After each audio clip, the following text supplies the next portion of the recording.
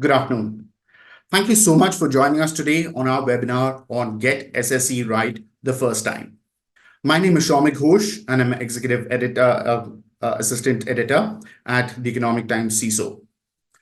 Now, remote working, increasing cloud adoption, zero trust, and a rapidly disappearing security perimeter.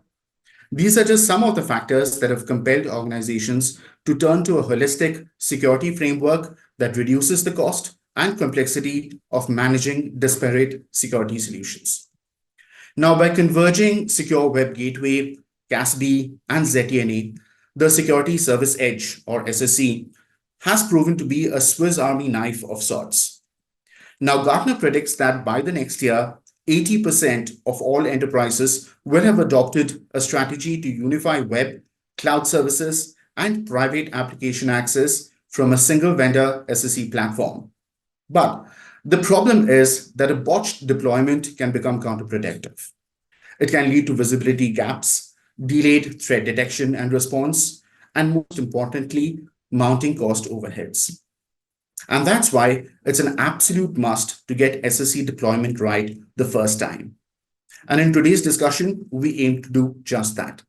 We're going to look at common pitfalls that CISOs and CIOs must watch out for, how to choose the right OEM or the specialist implementation partner, and debate on the shortest path versus the first time right approach. So it gives me great pleasure to welcome our panelists for the day. Let me welcome Ashish Kalvokota to start with. He's Vice President of Engineering at Global Logic. Hello, Shavik. Good to be Thank you so here much for today. joining us. It's a pleasure hosting you. All right, coming up next is we've got Mr. Rishi Rajpal, Vice President of Global Security at Concentrix. Rishi, Hello, everyone. hi, thanks so much for joining you. How are you? Very good. Great. Okay, next up is Abhijit Chakravarti. He's the Senior Vice President, Core Networks and Security at HDFC Bank. Abhijit, thanks for joining us. Hey, hi, good afternoon, everyone. Pleasure to be on this panel. Thank you. Absolutely. Next up is Saurabh Gugnani. He's the Vice President of Information Security at Max Group. Saurabh, hi again. Thanks for joining us. Thanks, Ramik, and hi. Good afternoon, everyone, and for inviting me for this panel discussion. Looking forward for a healthy discussion with all of you. Absolutely. Okay, and then we've got Anurag Chandra. Now he's a cybersecurity enthusiast, veteran cybersecurity leader. Anurag, thank you so much for joining us again. It's a pleasure hosting you. Thank you so much. Thanks a lot. Good afternoon to you. And last but not the least, let me welcome our webinar partner for this particular session, Mr. Vinay Bhide. He's the Associate Vice President at Tata Communication. Vinay, thanks for joining us. How are you? I'm good. Thank you. Thanks, Omik. Good afternoon to everyone. Hey, so we've got a packed panel today. We've got a lot of conversations lined up. We're going to take a very deep dive into SSE. And most importantly, how do we ensure that your SSE deployment gives you the most bang for your buck and that you have a successful SSE implementation? We're going to have for our audience question and answers. We encourage you to leave your questions in the Q&A box, and I will pick them up during the course of the webinar or in the last 5 minutes before we close. All right. So to start with, SSE is, has been a hot topic since 2021 when Gartner first coined the term. So let me start with you, Ashish. Now, given the complexities that security leaders are facing in threat management today, what makes SSE a go-to solution? What are the benefits that it can bring to the table to address the current complexities? Yeah, thanks for asking that, Shomik. I think the way you have explained when we started, it's a modern workforce. What modern workforce means is they are looking for distributed remote work, and pandemic and COVID has really accelerated that kind of model. Now, with that happening, there are a lot of devices that are also coming into play when there's a modern workforce. And hence, there was a need for an emerging security model, that's where SSE had come in. And the focus is, so what I was saying was the modern workforce needs a different type of enablement and a different security model. The model is more moving from a network perimeter-based, securing the network perimeter-based model into moving towards what I call as an individual-based model, wherein there are more users and there are more devices. And hence, the swing is towards decentralizing security, which means taking care of the devices today, taking care of the users. At the same time, because it's at the edge, we need to ensure that the response times are better, the overall experience is better for these users, while still maintaining the personalization that is available. And the principles that you talked about in the beginning, we need to use that zero trust architecture principles. Those are the first principles that come into play, trusting no entity by default. So to me, this is an emerging model that most of the organizations will continue to adopt, keeping in mind that there are a few things. The threat intelligence comes into play. Then they will also have to start looking at what the regulatory compliances are based on the industry, etc. And while doing all this, the security policies has to be very adaptive. So otherwise, it's not one size fits all. We need to continue to look at adaptive security policies based on the user behavior, and GenAI can provide most of that through the. All right, thanks for that. We'll just get back to your point on that. Let me quickly check with Rishi. Rishi, if you could tell us a story at Concentric Space, because you've been handling more than you're serving more than 100 Fortune 500 companies. What has been your thoughts on SSE? How can it help reduce some of the security complexities that you're likely to face? So let's understand what SSE contains, right? As you covered, it really contains the SWIG part of it, which is HWG, ZTNA, CASB, and Firewall as a Service. Now, obviously, this is a domain, Soumik, where network and security is getting consolidated. While we adopted this model very well, while in COVID, while people were working at home, but as we were adopting this model, we started seeing benefits overall, right? So for example, if a large company operates multiple internet gateways today, and let's assume you get an indicator of compromise to block a URL today, right? It will take you like hours. And if it's a very large organization, multiple time zones, it may take a couple of days, right? And meantime to attack is really in minutes right now. So when you kind of go into the SSE journey, while you may get personalization, you may hit your nearest firewall in the country, but the management is central and visibility is central, which is what is required today from a security perspective. Today, if you ask, the challenge that security faces today is visibility, right? A lot of people do not have entire visibility of their network and security at a central place. So we are deploying patches of tools to get that visibility. But if you start your SSE journey well, that becomes your single point to get that visibility so that you can take actionable information that you get, you can take actions and really bring down your mean time to detect and mean time to remediate. All right.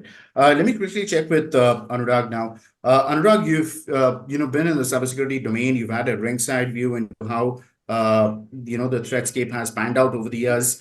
There used to be a debate on best-in-class product versus all-in-one suite, which has now somehow swung towards the all-in-one approach. What are your observations? What do you think has led to this particular shift? Soumik, as I really understand the previous speakers and the way they spoke on, I mean, the SSE for various other things, it's a combined suit of several security components, including we call it the ZTNA, we call it the cloud secure web gateways, or we talk about the CASB, what he just spoke on, or the firewall as a service. I mean, today, what we really need as a customer or as a user or as a provider, there's always a trade-off between the security and the performance. Right. This trade-off is always making us improve onto the technology. The more and more we improve onto the technology, the more important is to have the ease of accessibility of that technology, understanding that how to improve upon the performance, how to go about various things in terms of the responsiveness, speed, scalability, visibility, and the transparency. But this all comes with a very tight, secured environment, because none of us want any of the data to be lost. And we have just gone out of the data privacy day where we want to have the control of the data. So I'm absolutely in favor of what exactly both the speakers have just now spoken.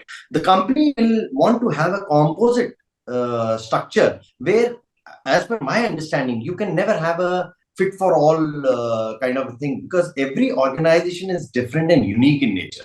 Every organization has got an organizational goal and objective which is quite different. The other thing which suits me at the best may not be the right thing to be suited the best for the other. Maybe it may be able to cover a lot of security aspects, to cover a lot of facilitate access to the websites, software as a service, and we talk about the private application and all those stuff. But I feel today upon creation of for which fit for all will never be suiting as a, though in spite of having a paradigm shift of the cyber security, the cyber resilience, we still as an organization have to look for. Understood.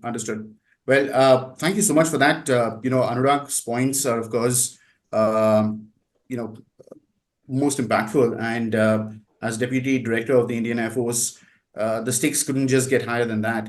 All right, now moving on, as a build up to the last question that we just talked about, let me quickly rope in Abhijit at this point in time. So Abhijit, you heard the conversations about what makes SSE a go-to solution.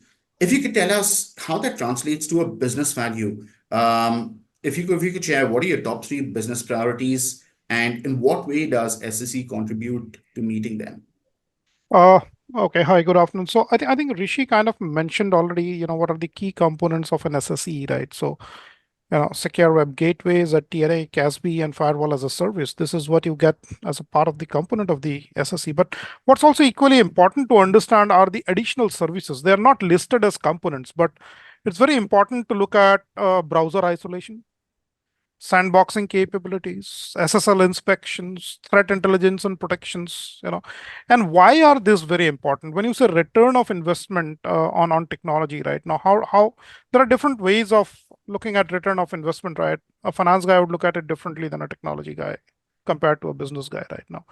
What's important is, how do you get anywhere connectivity? I think SSE would help you do that. How do you ensure that people bringing in their own devices? So there actually is no perimeter today. Erstwhile used to say perimeter as a perimeter security. There is no perimeter today. It has become an amoeba. Any device that you use to connect to the organization's network is a perimeter, irrespective of whether you are in the network or whether it is the organization's device. Now, how do you ensure that the device that is being used is legitimate?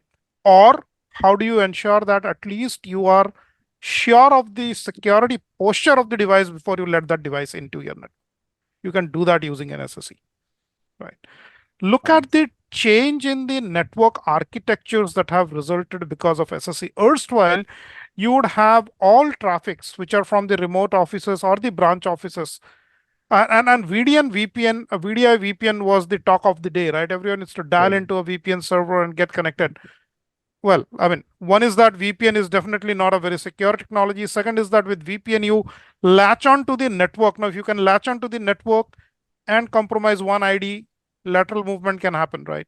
Problems, right? Now, how do you ensure that you give remote connectivity, but you are ensured of, one is the security posture of the device, the posture of the, of the individual who is accessing it, who is accessing what.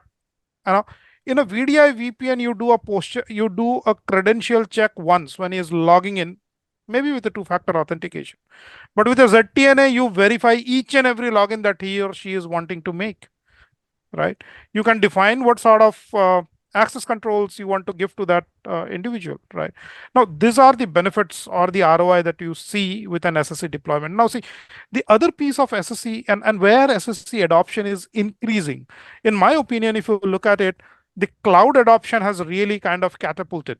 Right now, with adoption of cloud and especially SaaS service, software as a service, we all use O365, so we all are SaaS users right now. First question is, look at the architecture. Why do you want that traffic to come to your data center and go out? Why can't you directly connect to the cloud? Now, okay, now if you say, fine, I will directly connect to the cloud. Do you have an IDS, IPS at the branch?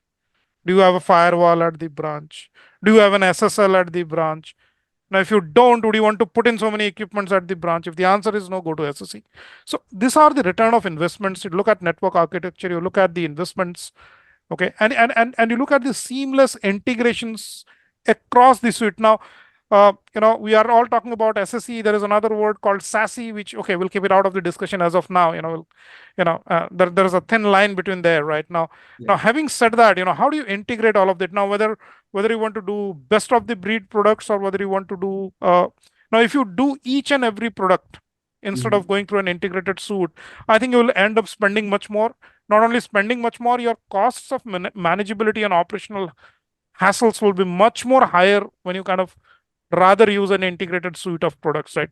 And I agree with Anurag, not every solution would meet everything. You've got to find out what you are solving for or what business challenges you are wanting to mitigate. You've got to be taking that decision well on very early. Yep. Thanks. Absolutely. Some very relevant points are there. Like if, for instance, the VPN conversation was at its prime at the onset of the pandemic, but then somehow it's almost a bad word at this point in time.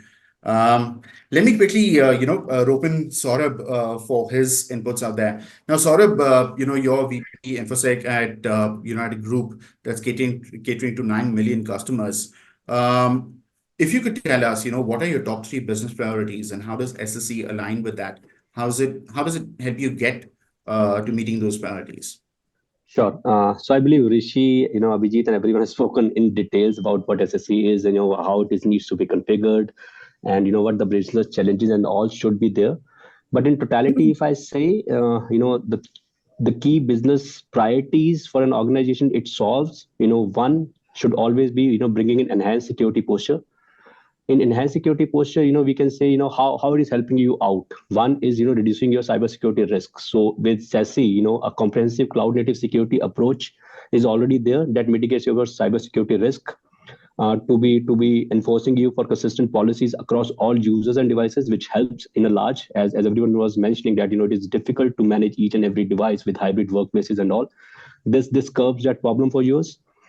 It always also give you a setup where you can have improved threat detection and response, because it integrates with your monitoring systems and bring you real-time monitoring, which enables an organization to detect and respond to any security incident more effectively rather than retrospective going to each and every different panels and doing an RC around it, what happens on the ground. And as others was talking about, integrating it with ZTNA is the right fit, because every user and a device is potentially untrusted right now. As Abhijit was talking about earlier, it was only VPN with 2FA. If you bring it and say that you are trusted, no, a later movement can happen with any ID going out. But aligning it with ZTNA, every device is being touched as an untrusted, potentially as an untrusted device, and every time you are trusting the checks on the same. So that ZTNA approach brings that security layer. So if we club all these 3 into one, I'll say that one predominant will be enhanced security posture for an organization. Second will be more around operational efficiency and agility, which it brings on the table because scalability and flexibility is there. Because of the cloud native architecture, you can enhance your security services dynamically whenever needed. This scalability also helps in the security measures, as against having a primitive solutions on the ground or multi-facets of solutions clubbing together, which Abhijit was talking about. Streamline management, against Abhijit mentioned that, and Rishi also managed that you have a centralized dashboard console, as against, if you have getting an IOC on the same, and sorting that out, it will take multiple hours rather than having a centralized management. You can do it on the fly and at the speed, which can help an organization from an operational efficiency and agility. And last, over in this bracket, again, I ask will be, user-centric security for remote workforce, which is there. So regardless of the location they are in, regardless of the geography they are in, you can have a user-centric, security forces for there. And the last, which I feel is very imperative for any organization, depending upon the fitment they fall in, is the regulatory requirement and data privacy which is coming in. Yeah. So most of the SSE solutions align with the security standards, and you can configure the policies and the setups basis your requirements for the security standards. Data privacy will be there in enhancement, because now being the data which is being configured or being categorized, it is from the inception to the disposal is always secured in terms of data privacy. Third, you will have more audit trails and reporting, which can be used for your internal audits as well as for the different compliances requirement for sure. So if I club all of these three, parameters of, regulatory compliance and data privacy, operational efficiency and agility, and enhanced security posture, I really feel that, this brings a tangible benefit for an organization to invest in. Thank you so much for that, Saurabh. Now, let me quickly again, bounce back to Abhijit. Now, Abhijit, we've got one audience question that's coming from Dattatreya Patnaik, addressing the point of VPN. So, what he's asking is the VDI through VPN, is it not safe enough despite having all the controls in place? Unfortunately, the answer would still be no, because you rely on 2FA. Right. You actually hook on to a network. The VDI kind of gives you some additional controls, but look at it, you first do a VPN and then do a VDI.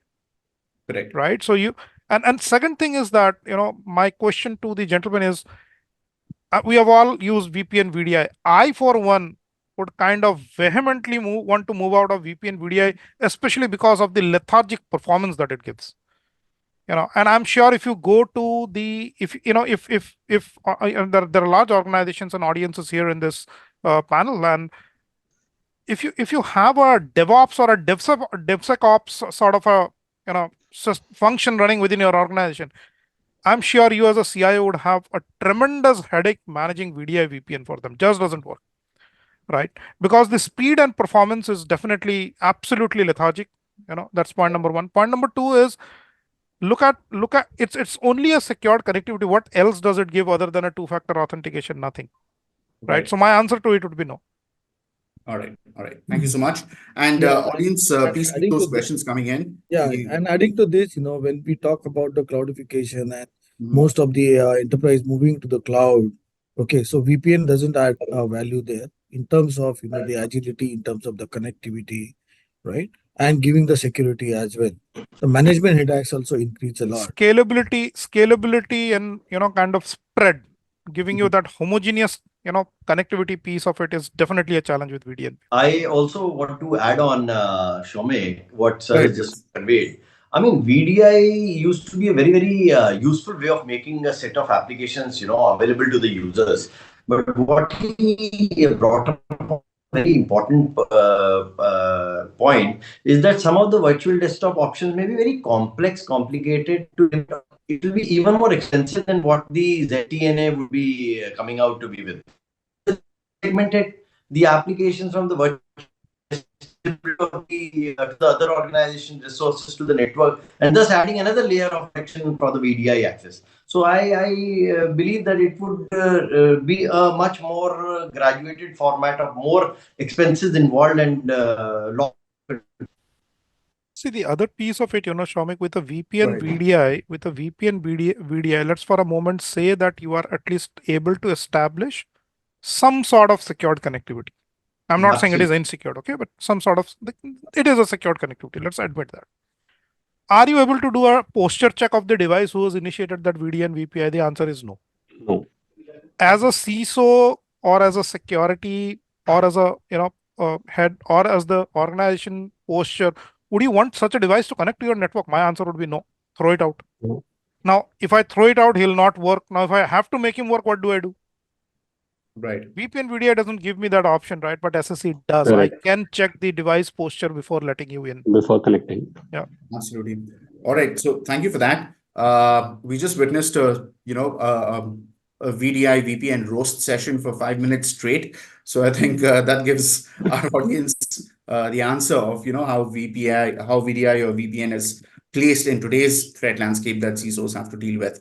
Now, a quick follow-up question. Now, let me quickly rope in Ashish for this. Now, Ashish, initially you had seen with the involvement of the public cloud, a lot of security leaders, a lot of IT leaders, kind of pushed back, saying they could imply a loss of control. Now, with the involvement of partners in SSE deployment, does it also give you a sense that you're going to be losing control? And also, how do you see it contributing to business resilience? Good question. I think we heard the panelists here.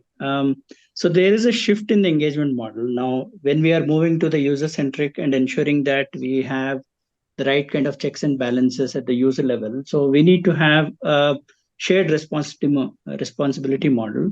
But however, while that being done, it's also very important to look for how many of that skills and talent that you want to build inside, and how much does it make sense versus how much do you want to leverage a partnership with. So while we leverage a partnership, it's also important to see there are checks and balances in terms of how your roles and responsibilities are defined, what are your service level agreements, because these are business commitments to the market. We cannot let that go. So clear definition of that, clear definition of SLAs is very important while we look for this talent hub. So we go to the talent. In the current world, we work where the talent is, right? So when we do that, we need to explore opportunities to use these providers. At the same time, leverage some additional intelligence and expertise that they have, whether it could be in threat intelligence, some scalable infrastructure that they can provide. So I think, in my personal opinion, if you can build it in-house, of course, go do it. But if you do not want to and you don't want to create that puddle inside, you can always extend that opportunity to a partner who is coming with that complementary skill to you. But at the same time, do the due diligence so that the other panelists talked about regulatory compliance, data privacy things, global distributed partner is available or not. I think those checks and balances are absolutely mandatory in that world. All right. I'll also want to quickly check with Anurag on this. Now, Anurag, you're Deputy Director at Indian Air Force, and you're protecting hypercritical, very sensitive information. What is your opinion about, these CISOs or these security leaders having, some ideas about losing control or loss of control when it comes to partnering with, specialists when it comes to SSE deployment? Is that a reservation that you had in the past and you've now overcome, and why so? I said, Chomik, very pertinent question, and definitely very difficult topic for the government or any kind of thing. I am talking in terms of not representing any government or any organization for that per se. As an academician and as a person with the cyber expertise, I would like to bring upon, I believe today's world has to go with the PPP, the public-private partnership. And there's nothing without the collaboration. Today, what the earlier speaker spoke about, that in case you have got the skill set available and you can develop it locally, it's wonderful. But on an average, we guys who are in the government, we have repeated movements, and the person cannot stay at one particular place in one organization, one job, and one kind of an assignment for a very long time. So I believe the collaboration and the people, those who have the expertise in their jobs, and they may not be able to work on the system. I need the benefits of the business from the other people in order to be incorporated in my system. Quickly moving ahead, what are some of the pitfalls that CISOs and CIOs must watch out for before they deploy SSE? Let me start with you, Ashish. Ashish, any of the common pitfalls that you've experienced or you've heard about that you would like to flag off and share with the audience at this point? Yeah, I think one that comes to my mind is that when we deal with government agencies, when we deal with regulatory industries, right? So there is a need for us to understand what those compliances look like. Failure to prioritize data privacy in those industries, and knowing how our ecosystem works, I think that can lead into a lot of legal consequences. So I think implementing a robust data privacy measures and also ensuring that we are compliant with the regulatory industries, right? I think that, to me, that is very, very essential. When ignored, I think that can have different consequences for SISO to deal with. Understood. Rishi, your take on it. Any of the pitfalls that you've encountered? What are your takeaways? What are your 2 cents? Change management, right? It's a big change for an organization to move from traditional VPNs to SSE. Okay. We would love the experience. Users would love the experience, but initially it will be a change, right? We are so used to connecting with VPNs with 2-factor, and now you're just clicking it and it's auto connect for an internal app and stuff like that. So I think change awareness, what kind of benefit that is bringing in, will be very important to sell in internally to the organization. Thank you. We had an audience question out here who asked, an audience member who asked, who's a good OEM for SSE deployment? We are doing this in partnership with Tatacom. So I think that answer is pretty obvious for you. It's not a common. All right. Now, quickly moving on to the next question. Let me get Vinay on, on his take for this. Vinay, what are some of the repercussions that you've observed with improper SSE deployment? How could it impact an organization, and what's the way forward? Yeah, yeah, thanks. So when we talk about the SSC deployment, it starts, from the business need. Okay, a lot of business modernization, digital, the transformation. It adds a lot of value to the business, increase the productivity, revenue, okay, agility, right? At the same time, it's also create an competitiveness into the business, right? It gives a lot of flexible working model, which is definitely help to and better collaboration as well as the cost optimization there, right? So with all these, definitely there are other, the dark side of it as well. Okay, as we move towards the cloudification or the digital transformation, there are a lot of vulnerabilities, open door for the vulnerabilities. Okay, open door for the ransomware, which increase year on year from 2x to and 3x. Okay, at the same time, securing the multi-cloud or a hybrid cloud is again a very notorious task. Okay, then native firewalls or native, the security controls comes with the native their own capabilities, and these are very depend on cloud provider to cloud provider. Okay, then if we bring in third party firewalls or third party controls, again, due to these are the third party leveraging on the virtual appliances, which will definitely have a lack of agility, or some of the security controls are compromised, or some of the limited controls. Okay, so all those creates a lot of repercussion when we talk about the SEC, and it required thorough thought through process when we talk about deploying the appropriate SOC. For example, uh, we should have a transformation blueprint. When we talk about transformation blueprint, there should be an appropriate the identification of the area of the business to be transformed into the SSE. Okay, otherwise it is going to open a lot of door to the as good as the business need we are meeting, the security vulnerabilities and open door to and security attacks also opening, like the requirement of IoT devices, which comes with the very prone security mechanism, but definitely at the same time meeting the business requirement with the speed and a lot of different way of doing the business. So but at the same time, it's very important to modernize or digitize your complete security defense in depth architecture, or how you are securing those assets. So that's where the SSE play a key role, which consolidate all your multiple different technologies, like whether it's a firewall or a CASB. Adding to that, DLP functions also can be added into that. Okay, secure web gateway, private or VPN. So it meets all the requirement, but it required thorough thought through process, required the skills, and accordingly you can plan the right SSA deployment. Otherwise, there is an open door for ransomware kind of attacks, or any other vulnerabilities remain open. Absolutely. All right. Now, the next topic that I'd like to bring to light is, what are the absolute essentials that security leaders must focus on to ensure successful SSE implementations? What are those building blocks that you must have? Saurabh, let me get your take on this first, please. Sure. So, as everyone is talking about around the common pitfalls, we have seen, what can be there in terms of regulatory requirements and all. So first and foremost, I will say is the comprehensive risk assessment. Understand and do a risk assessment and identify the potential problems, in terms of threats and vulnerabilities specific to the organization I am belonging. It cannot be that, I took a vanilla solution from the market and deploy it and boom, it is done. No. This was retrospective. You bring in a solution, block everything, and then let people come to you and ask, this is not working, that is not working, and then retrofit all those. Otherwise, do a conduct thorough risk assessment, identify the potential and vulnerabilities specific to the org, and then forms the basis of designing the SSE policies that will address the most critical security requirements and the concerns for the organization. In the same line, if I add further, have a clear security policies, while defining the SSE configurations. So make sure that the SSE configurations are adhering to these policies. So it should not be a vice versa. It should be the opposite to it if you're talking about. Then, ensure that the IDM and the user identity is primitive over there, because any SSE solution and all will work predominantly on having an identity solution where an authentication model is happening in.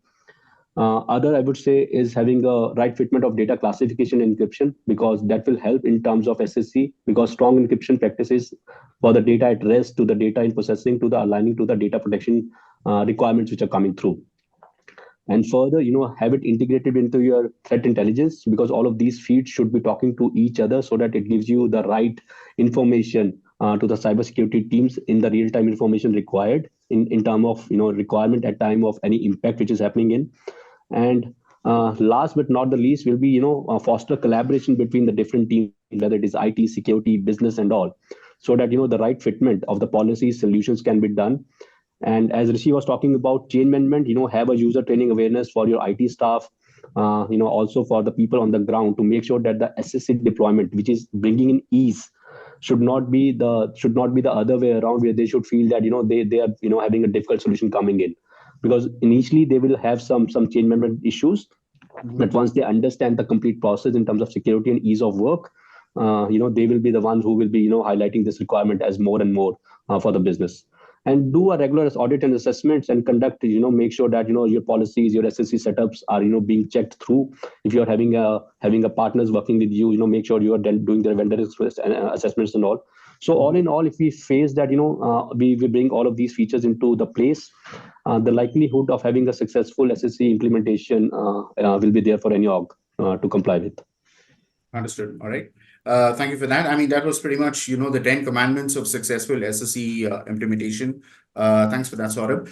Rishi, let me quickly direct to you. Now, Saurabh covered a lot of ground out there, but as a practitioner, who is in charge of global cybersecurity, would you like to talk a little bit about, what kind of security frameworks, what kind of must-haves organizations must have to at least even begin to have conversations about SSE? Yeah, I would say the organization should have basic maturity from a security maturity framework perspective.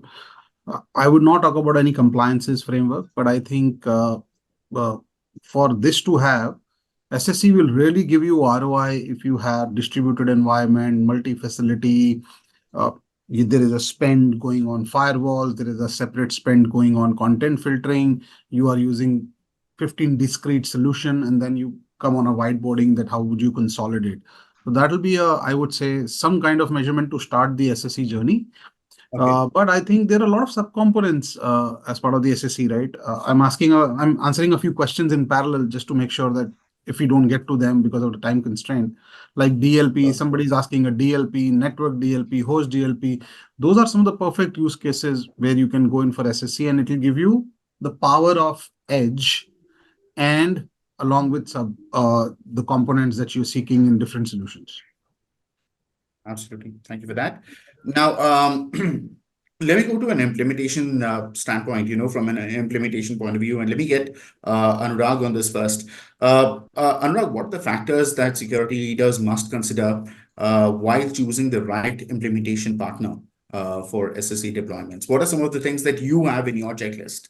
I always believed in something that we need to have a very, very clear objective, first of all. If not, my objective is very clear onto the subject, that what exactly is the use of the SSE and how exactly, because today what I am facing in my organization is bridging up the gap between the legacy system with the new ones. It is something like the old appliances already there into the kitchen, and you want to bring up more new smart appliances. So would will you be just abandoning the old ones, or what exactly would be the reason amongst that? So if you consider all those perspectives into the picture, I would say when you take the collaboration into the real way of working, I would like to know whether this guy is already having an expertise or not. Does it have any kind of a experience in the government organization? Does he understand that what kind of the payloads and the things he is to deliver? Whether he is going to take care of the various segments into the picture of the certifications and handholding and the various training procedures which he needs to give, or it is just the initial gulp what he is going to give me in the initial sort of implementation and then go away. So I need to take a holistic picture of that, because why we believe in something is the skill set. When we talk about it, is the weakest link in the organization which needs to be brought upon on a higher edge. So whether my teammates, whether they are able to get the know-how of what exactly the system is going to be collaborated into the legacy system and to be brought upon in a new environment and new technology. So the handholding and the training by that collaborated individual who's coming as a vendor or who's coming as a subcontractor or the system integrator needs to play a very, very important role in that. And the government, we have a very long cycle in order to get anything fructified. So when we want to do it, the most important thing is the talent shortages. We don't have the skill set during that point in time. What is the talent shortages that you want to have an expert chef of your restaurant, but not being able to find the enough qualification and qualified individual at that point in time, and you are already going in for the raising of a benchmark to a new from the standard in the legacy system to the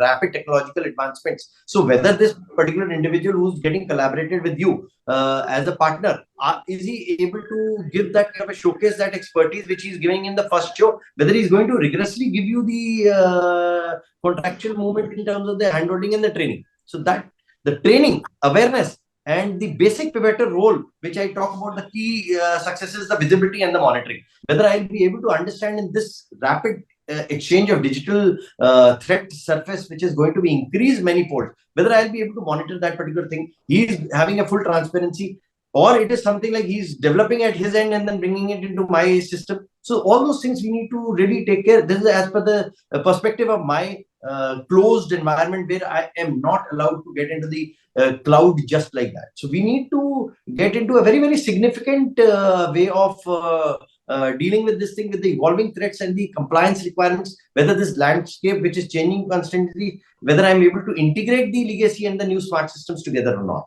So this is the role of the contractual SLA agreement also, when I'm going into and looking for a particular expertized collaborated guy who's going to come as a vendor or a subcontractor to me. So these are some of the points which we generally look into it. And whether he's got a site to demonstrate something to the government, that site is pretty okay as a platform, connectivity and visibility and monitoring controls.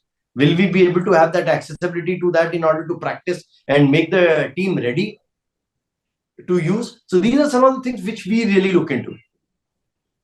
All right. Thank you. Those were some brilliant points. Thank you, Anurag. We got to understand what our government sector actually looks at the Indian Air Force. Let's hear about this from a banking standpoint. So, if you could tell us, how does it work at HDFC? Abhijit, what are some of the factors that you consider when you're choosing an implementation partner for SSE deployment? What are the things that you had considered, or what would you want to consider? First and foremost, I would want a partner to first come in and understand my environment. Because someone who doesn't understand my environment, see, he can do a fantastic job in deploying a new solution, but what is it in my environment? How does it work today? What are the integrations that are there? I think Anurag covered it a lot of it in details, right? I think that's important.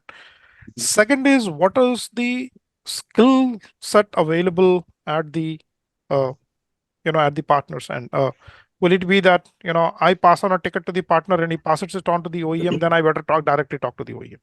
Then I don't need the partner in between, right? So skill sets around product, configurations, integrations, operations, very important for a partner to have to be able to deal with scale.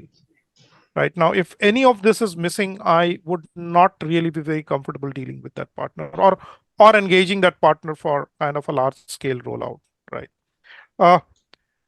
The last but not the least is now see, SSE is a cloud-based service. So one is it that there is a customer's environment and architecture. I would want the partner to be equally equipped, knowledgeable on the SSE OEM's architecture and deployment. Because if there is a glitch there, please understand, you have put all your eggs in one basket. Whether we like it or not, I'm making this statement. Right. We are putting all eggs in one basket across different features of that SSE into one single SSE provider. There is a glitch, you've had it.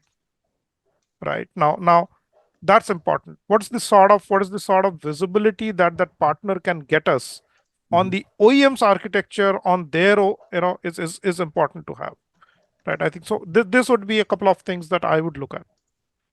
All right, thank you. May I quickly check with Saurabh as well? Saurabh, if you could share your 2 cents on what are the implementation, what are the factors that you consider? Uh, as most of the people have talked about, first and foremost is, we have to choose for a partner who has got the right expertise in that particular portfolio. So if you're talking about SSE, we have to look for a partner who has got the best of the expertise. I'll take their reputation and references across the market from the peers and all, because you always go to Gartner, you always go to Forrester to check which solution fits in when you want to go for a particular solution to see. But as I talked about earlier, I really want to see, what are my pain points and how those pain points are being set up into that particular OEM's trajectory and roadmap and all. So one will be there, reputation references will be there. Whether he's inherited or applying to the compliance standards which is required specific for the Indian environment, whether they can do all of those compliance checks which is required from my board or from my regulatory authority being into this particular domain. So these solutions will be there, and yes, integration capabilities which others are talking about is the foremost thing. This is the same question I believe is being put input in the chat window as well. Either I will go completely off board or I will have a hybrid structure. I cannot have all my deployments done right now to be taken off the shelf and thrown away and then I can go with one solution. I'm not of that approach. I always want to keep my baskets in separate, keep my eggs in the separate baskets. But those integrations are tightly coupled or not, which actually gives me the threat intels or the the IOC workaround which I really want to do on the ground.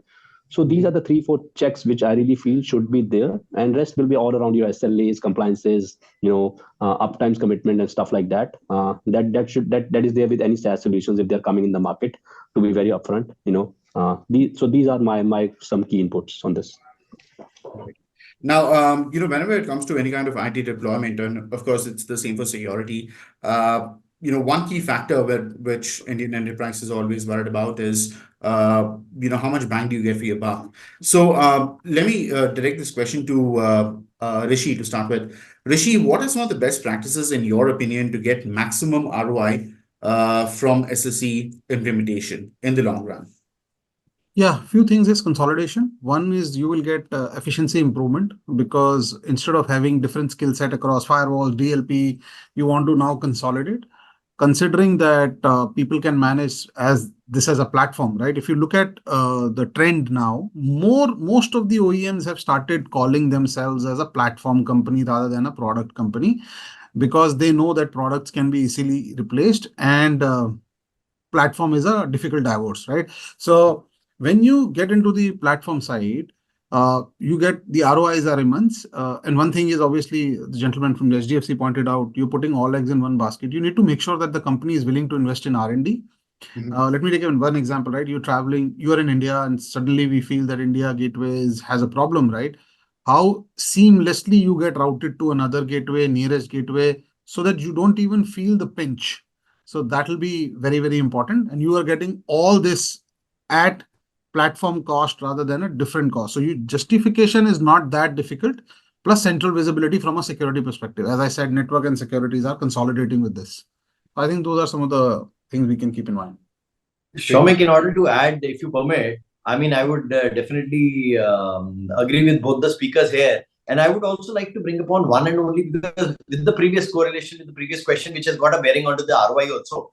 Always remember that the success of or the failure of any system implementation will depend on the experience and the skill set what we have and the expertise in the selection of any kind of a partner who's going to join us. And we always believe that it first depends on what kind of whether these criteria are in alignment with our specific needs or the goals or not. When we have already earmarked these particular things in our kind of a scenario, I would like to pinpoint that monitoring and the measurement performance is the most important thing.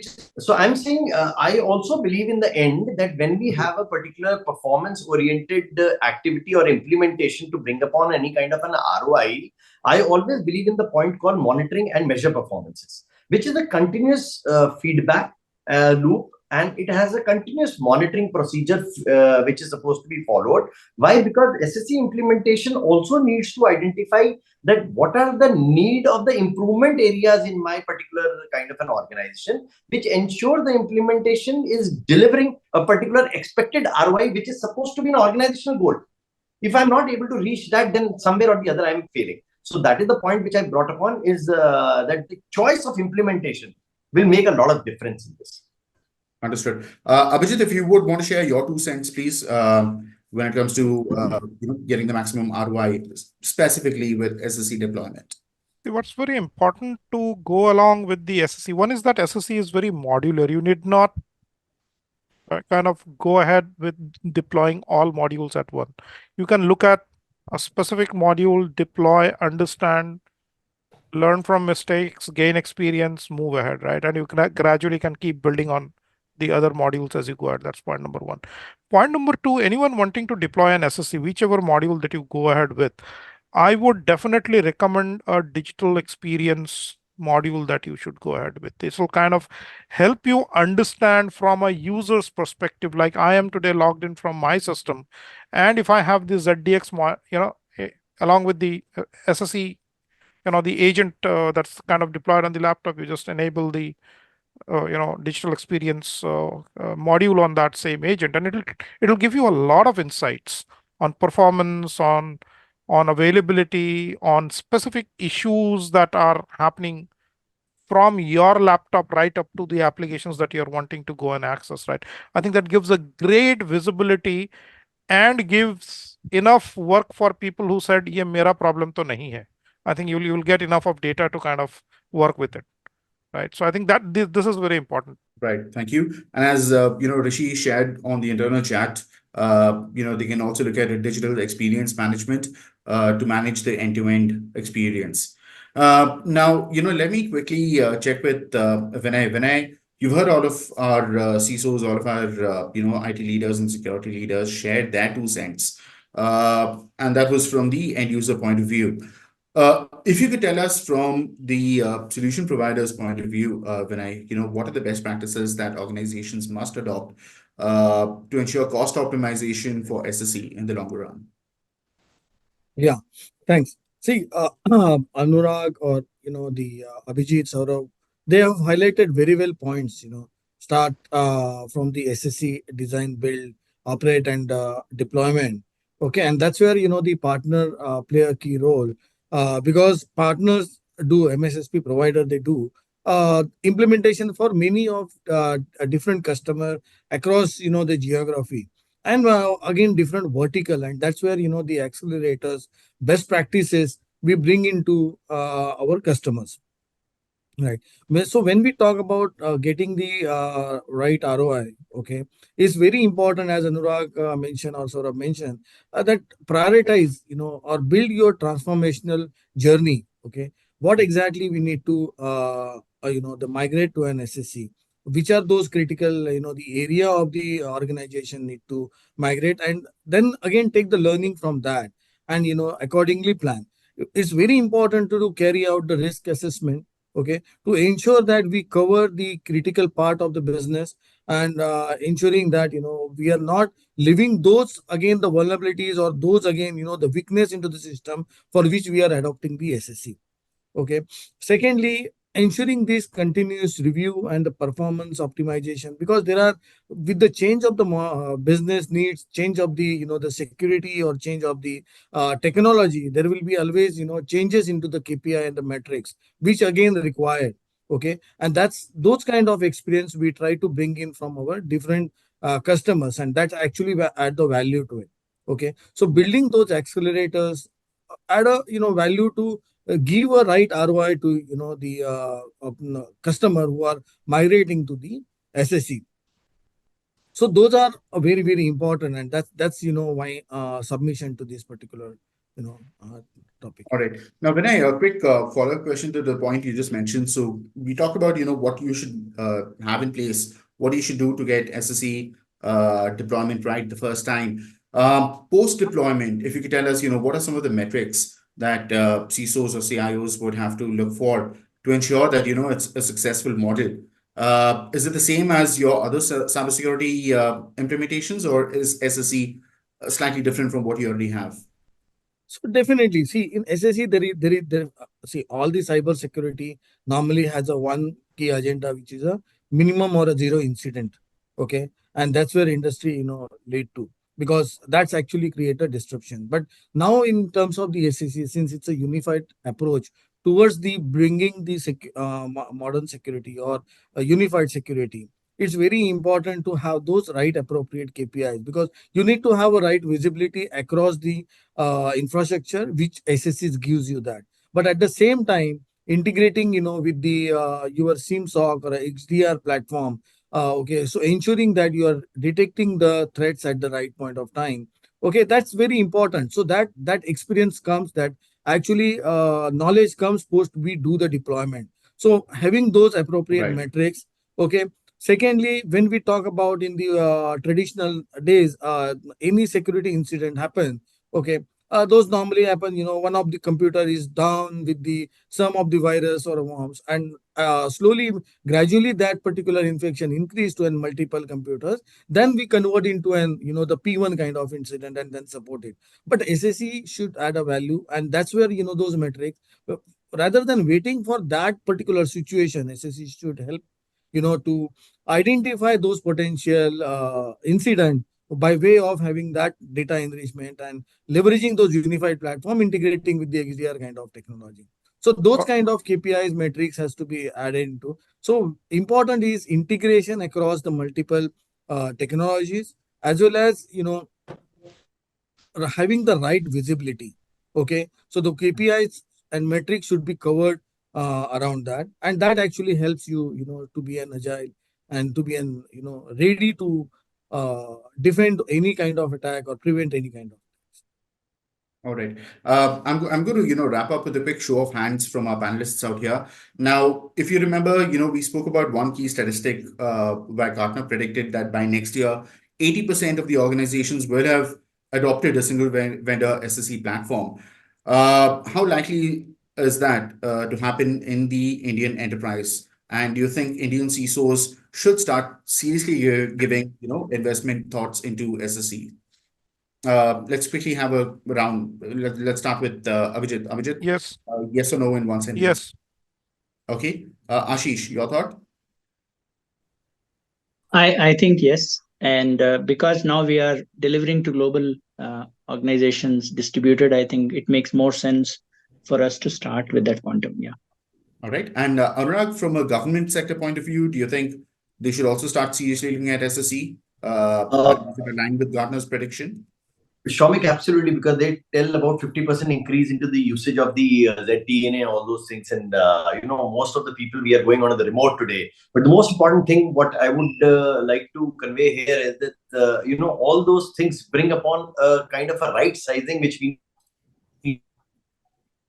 Why? Because this will definitely go in for a 100% sure shot technological advancement, which we are all looking forward for with the next gen. But what I'm really feeling at this point, we are paying invariably somewhere or the other. We are paying for the resources which is supposed to be needed. So having a right fit in the right size, which involves the selecting the right size and the type of resources to match up with the workload or requirements. This has to be very categorically been thought upon the organization.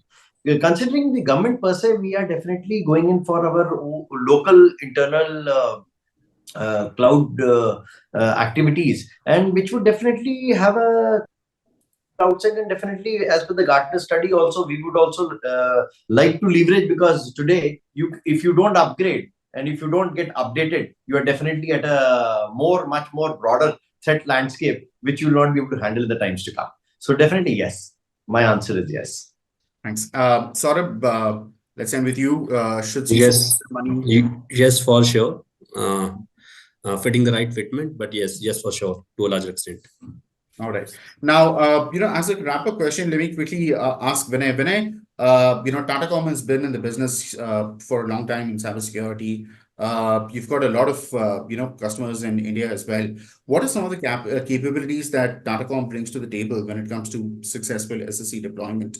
What puts you in a favored spot? Okay. So, Tatacom in the SSE space, we are doing very well. In terms of, one is definitely in terms of the OEM, we are again product agnostic. So we are having a skills in top 3 OEM partner. Okay, when we talk about Zscaler or Palo Alto, okay, Versa, we are having the practices developed, skill set developed, okay, to deliver those. And we also have a customer across the globe in all the three, including the Netscope. Okay. Second is bringing the practices start from your design or transformation journey to the deployment and continuous improvement. We have an accelerator. We are having the disruptor design. Okay, we also have our own automations platforms. Okay, which we leverage to help the customer to migrate fast. Okay, and also we have developed our own tool to help the customers to identify which part of the organization and how they can plan their journey. Okay, how they can prioritize their journey, what are those risks involved. So we do have those capabilities the develop in our. Then we are having the large skills force across the multiple locations, predominantly the Chennai or Pune and Hyderabad. So we do have that, and globally also we have a very strong presence. In fact, this is the one of the service where we are having the large presence across the globe. And lastly, we are having a very tight integrations with the platform like an XDR and SIM, not just the platform which we have developed, but apart from that, other platforms as well. Okay, Right. since we are doing this from last 1 or 2 years, we have our own platform developed, offering the SSE services. Okay, and which is apart from these prominent four platforms, and we cover pretty well all those services on our platform. So we are having the right capabilities and the right skills to develop and deploy those services for our customers. Absolutely. All right. Folks, that brings us to the end of the discussion. We covered a lot of ground out here, and we, kind of spoke about the most important factors that you would want to consider or have in place before you consider an SSE deployment. Hopefully, we've given you enough material to avoid that botched deployment, and avoid those visibility gaps and delayed threat detection and response. And of course, how to cost optimize your SSE deployment. Well, thank you so much again. Soumik, just add to that, there are white papers also, published by the Tatacom. Okay, these are easily available on the Google. Just search for the best practices on the SSE, and customers will get those. The people will get those papers. So those are also easily available on the websites. Absolutely, absolutely. I would recommend also, to look at a spotlight paper that was done in conjunction with IDC, and that gives you a lot of data points and a lot of best practices that security leaders and practitioners must keep in mind. So yes, I would second you and give it a look.